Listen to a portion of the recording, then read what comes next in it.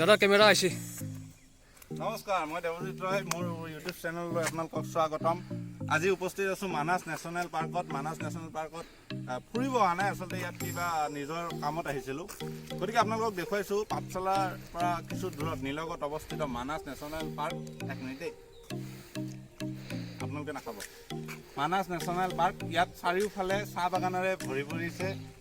খুব ধুনীয়া সুন্দৰ পৰিৱেশ, চাৰিওফালে চাহ বাগান, তাৰ লগত সেউজীয়া সেউজীয়া গছ গছনিসমূহ আছে। আৰু ইয়াত মই য'ত উপস্থিত আছোঁ, বেনাৰখন ইতিমধ্যে আপোনালোকে হয়তো শ্বটটো দেখিছেই। এইফালে দেখুৱাই দিয়া। মানাস নেশ্যনেল পাৰ্ক 200 মিটাৰ ইয়াৰ পৰা।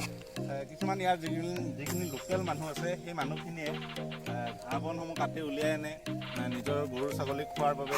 এতিয়া যাবলৈ এলাও নকৰে, তাত কোনো ধৰণৰ সম্পূৰ্ণ চিকিউৰিটি আছে, গতিকে যাব নিদিয়ে। আৰু অলপ অলপ বৰষুণ পৰিছে, আমি যাব লাগিব। খোজকাঢ়ি গৈ থাকোঁ, এয়া দেখিছে ইয়াৰ মানুহ।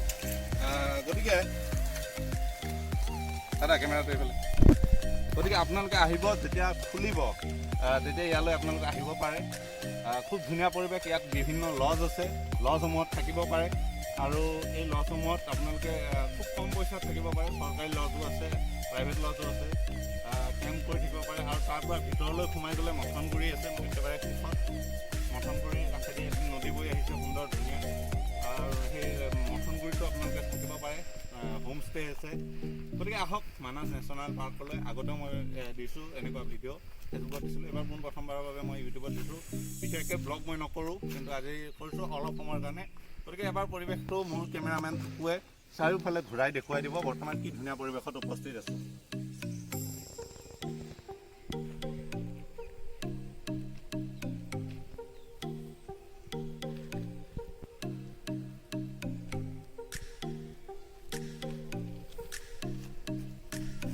আৰু আপোনালোকে চাই থাকিব মোৰ দেৱজিৎ ৰয় চেনেলটো, আৰু ছাবস্ক্ৰাইব কৰিবলৈ নাপাহৰিব। লগতে দুটা এটা শ্বেয়াৰ কৰি দিব, যদি মানাসখন আপোনাৰ বুলি ভাবে, আপোনালোকৰ সম্পদ বুলি ভাবে। গতিকে শ্বেয়াৰ কৰি দিব, যাতে বাহিৰৰ মানুহ আহে। ধন্যবাদ, বাই বাই।